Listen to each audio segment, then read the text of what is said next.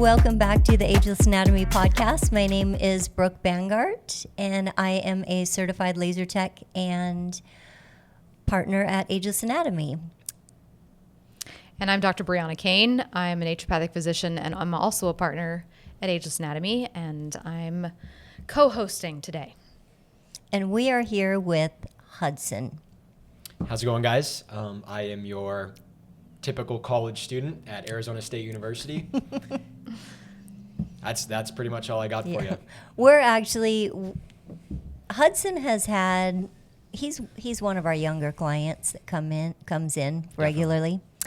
And with your years since you started at ASU, take us back to the treatments, services that you've had with us as far as that have really helped you along the way. I mean, everything from, I think we've done IVs and you've had supplements and things like that, and how it's benefited you from even with your studies and anxiety or whatever you feel as a student being in a fraternity. Days. Yeah, being in a fraternity. The IVs definitely do help. I'd say as far as health and like feeling good, the IVs are definitely something that has, helped me tremendously. And I didn't think, I thought I was a pretty generally healthy guy unless Saturday comes around and I start to drink and, party. I do go to Arizona State. So the IVs leading up to that. So I know I came in with a couple of my buddies and we like pre-fired the IVs before we knew we were going to go out that weekend.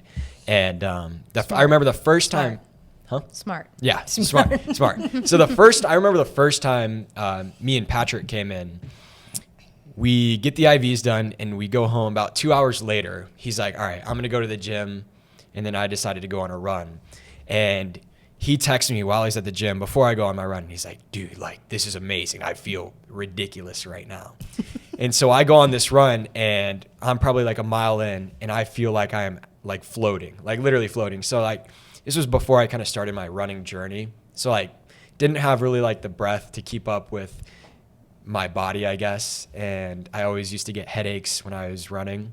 But after this IV, the same night, like I felt amazing, literally like I was running on a cloud. And then I did one before finals week where I think you put more, I don't know who makes the bags, is it you? You put, I think it was, I didn't see that. I think it was like magnesium or I don't know, something to like help me sleep better. So I remember waking up before the exam and I just felt absolutely amazing. Like, it's like I took Adderall without taking Adderall the next day.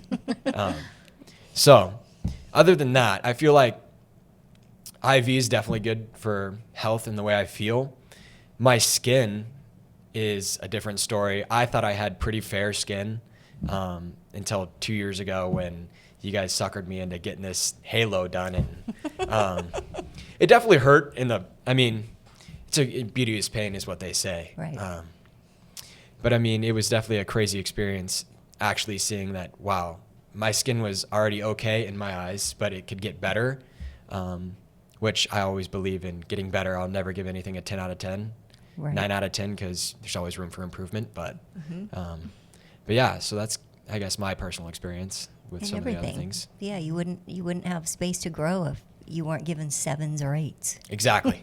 Yeah. There's always room for improvement. And I feel like if I did it again, the halo, I definitely wouldn't book a flight the next day. Just make sure you don't, like you got to have a fan on your face for the first 2 days or something. Yes. It's rough. And I remember doing it. Maybe we can put that video clip of you up. No, we did video. And Gianna said it was the lightest setting. And I was like, are you serious right now? Like, it was cooked. It was cooked. And then about a week goes by and then I'm on the ski hill again. So windburn probably wasn't a good. Right. No, you didn't. You were good. I wore a balaclava, shiesty or ski mask. Yeah. And you did wear the heavier Soothe and Protect balm to keep your own moisture in. That's when my lips were chapped. Yeah. You should have put that stuff on your lips. And you guys never gave me a big sun hat. A lot of you guys that walk out of here have you guys should sell the sun hats. Because I know you didn't get Darren the sun and hat. Timmy, you guys tell them to go buy these big sun hats. You guys need to brand Ageless Anatomy over these big sun hats and Good send them home. idea. Should give him an we'll umbrella. get on that. Oh, we have Umbrella too. umbrellas. Right on. How do you feel about some of the nutrients and things that you take? Do you feel like that has worked for you? So are you talking about like Those the athletic ones that you got? or the polyphenol ones? polyphenol? Yeah. So I'm actually almost out. So if you could give me Oh, some more of I'll those, get you that'd be some. great. Yeah. So I take two of those in the morning, and then depending on how early I wake up, I may take another one or another two in the middle of the day. But I feel like those are definitely something good. If I know like it's gonna be a busy day. I mean, college, it's hard for me to like eat and kind of get a lot of the nutrients I need in. So I feel like that's definitely an easy way to. I don't really know what's in those, but it's pretty magical. She would know. I also take like I drink AG1 in the morning, which is like green juice. So I don't know if that like doubles up on what's in those or if it's different. I don't know what that is. Yeah, it's a little bit different. AG1 is, I mean, yes, it's a green juice, but it also has some like adaptogen herbs in it, which are good for your adrenals. And when you're a student, your adrenals are getting very taxed. So that's good. But then the polyphenol nutrients are basically a multivitamin, but the nutrition in those, or the micronutrients in those supplements, like polyphenol, are designed first of all, for optimal absorption. So not all multivitamins are created equal. So this one is giving you better absorption than, like, a lot of people will buy multivitamins from like GNC or something, and they're in a very hard pressed tab that your GI basically cannot process. I mean, you might as well eat the box. You'll get as like much the Flintstone nutrition. gummies, or not the gummies, but the old Flintstone. Oh, yeah, right. It's like eating chalk. Yes. Yeah. Right. So that's the benefit of, like, you know, a good medical grade multivitamin, is that the nutrients are more bioavailable. Okay, and you said adrenals. What's your adrenals? Yeah. So your adrenals are a little gland that sits above your kidneys, and they put out things like epinephrine, norepinephrine, cortisol, and then some other hormones that regulate blood pressure and that kind of thing. But when you're stressed, you don't get enough sleep, you're studying hard, your adrenals are in overdrive. Okay. And You're a so hypochondriac, things like that. guilty? So when you're a student, you really need some extra adrenal support. Although Okay. I think people in general need extra adrenal support. Everybody's running at level 10 and often not getting enough sleep, and, you know, using too much caffeine and this kind of thing, which is a strain. Also guilty. Caffeine. Yeah. It's huge in college. Yeah. It's huge right here, too. Yeah. Yeah, Absolutely. which that tends to affect some of your neurotransmitters a little bit more so than your adrenals, but it's also a compensatory mechanism for people whose adrenals are stressed. So, yeah. Okay. Cool. So keep up with your AG1. It'll make you so that you're missing a chip upstairs? Is that what you're saying? No, it basically, you know, caffeine keeps your brain from being able to produce the hormone that calms you down. So it blocks that neurotransmitter called adenosine. And that's why you feel more awake and more alert when you drink caffeine. So I'm a big advocate for caffeine, and I know you drink a lot of coffee. I do. I try to drink coffee as well. Cold brew is probably my go-to coffee, just like straight cold brew. Try to keep my caffeine pretty clean. What do you think about like energy drinks versus coffee versus, like, I know a lot of guys now are using the caffeine pouches. Is there like a different, or like what would be like the cleanest way for you to get like that caffeine boost? Yeah. To stop it. Caffeine supplements or coffee or tea. So the problem with energy drinks is there's a lot of additional chemicals in those drinks. They actually have to add certain amino acids to energy drinks to help your liver process them because they're so toxic. So they're definitely not good for you. The best way to get caffeine is through, the benefit of coffee and tea especially is that, especially coffee, is full of antioxidants. So you're also getting that benefit. So I personally think the best place to get caffeine is from a natural source like coffee or tea. Right. You just don't want to exceed. You drink it straight, so Yeah. no You just don't want to sugar. exceed more than 300 milligrams of caffeine. We know that at that point there can be damage. Underneath that, below 300 milligrams a day, there's benefit to your health. Okay. So, yeah. Yeah, and like I said, I normally go for the plain cold brew from Starbucks. Sometimes I'll throw in the pistachio cold foam, which is seasonal. So when that goes away, it's cooked, which it's back right now. So go try that. I'm looking right at the camera right there. Yeah. Well, thanks for that plug to Starbucks. Oh, yeah. Sorry. No, Starbucks, hit me up.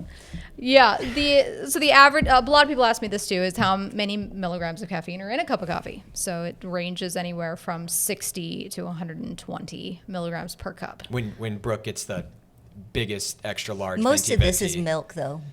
So Okay. your She drinks cold a brew lot is of probably She drinks a lot of milk. No, it's yeah. mostly water, isn't it? Cold brew. Well, I just figured out the difference between a cold brew or like a latte and a cold brew and a coffee. Cold brew is mostly coffee. Water and milk. Well, I'm going to Yeah. retract. I digress from that statement. I really don't know the difference. Yeah, But- cold brew is mostly coffee. Latte is mostly milk. But That's what I was going for. But you get Yeah. an espresso shot in a latte, which is equivalent in caffeine to a cup of coffee. So you're counting espresso shots or cups of coffee, and you would, like I said, don't want to exceed 300 milligrams in a day. Right on. That was a good So- segment right there. Yeah. Coffee. Coffee. Good tangent. So, if you were to, I mean, this is just kind of off, but I'm thinking about like his next steps here. He's turning 21 and everything. But if you were to do labs on someone like Hudson to find things that are just to bring him like at his age to an optimal level to make sure he's obviously headed into a stressful time in his life. Will be leaving school soon and growing up into The corporate world. going up into the corporate world. Like what would you do as far as labs wise to see that his body was not just complete toast from being in school and stressed out and that kind of thing? Yeah, well, I mean, people in their 20s are typically operating at an optimal level anyways. I mean, that, when we're treating people and trying to do preventative health care, we're trying to treat them to put their body back into the position they were in their 20s, right? Because that's where you're working the best.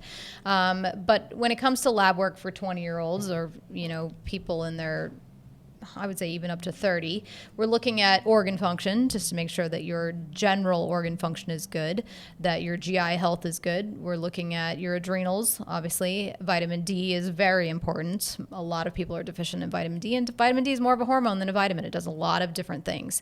We want to make sure that their immune system is good, and then we want to make sure that their blood sugar regulation is good. And typically it is, at that age, but those are the most important things that we're looking at that point in life.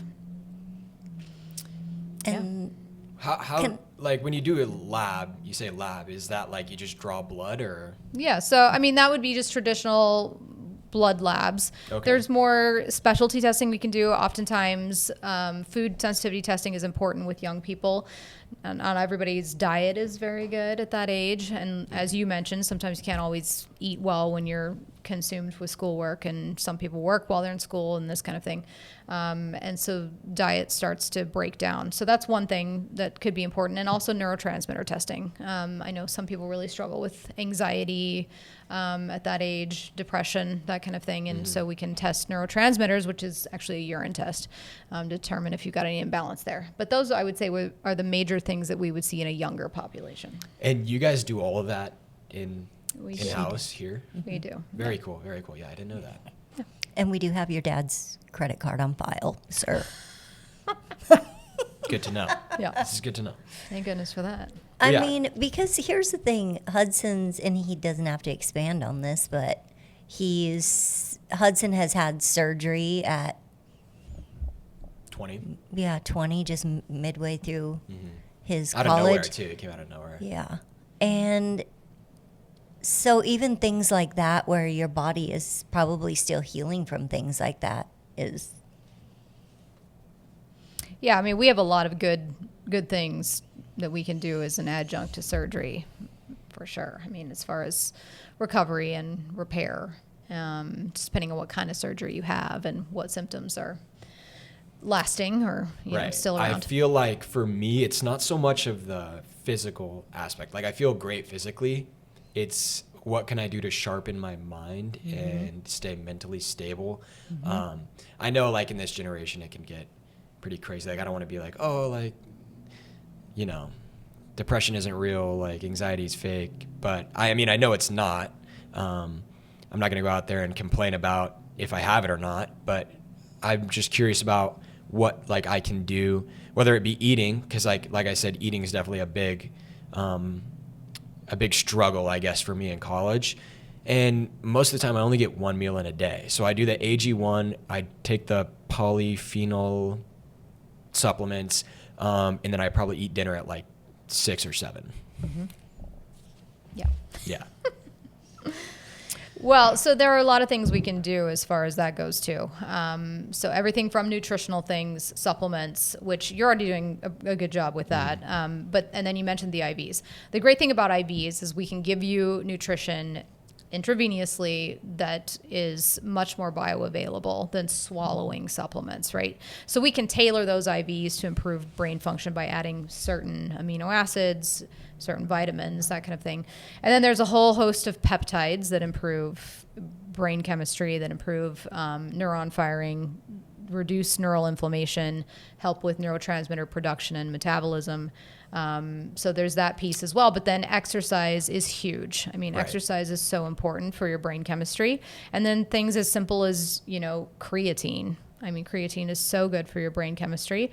And yes, it does come down to, at the end of the day, nutrition and making sure that you fuel your body. And I know that can be difficult, but it does play a very important role in how your brain functions, and make sure that your brain gets enough glucose and that it's, you're getting enough protein and this kind of thing.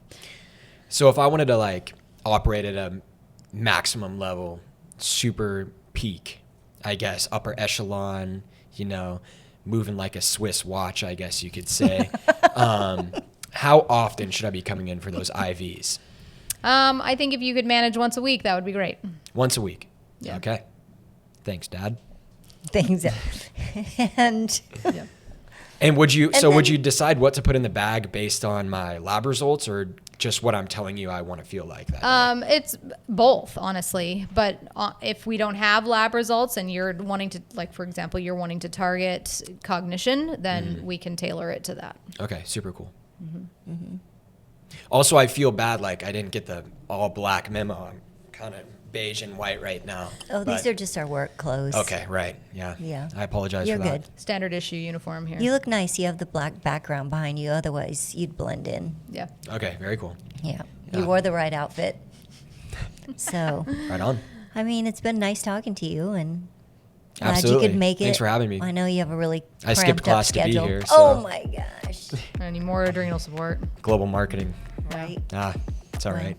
Yeah, thanks for coming in. Yeah. Of course. Thanks We for having me. appreciate you. Thank you for tuning in to our Agents Anatomy podcast. And if you have any questions, give us a call at 480-925-3963.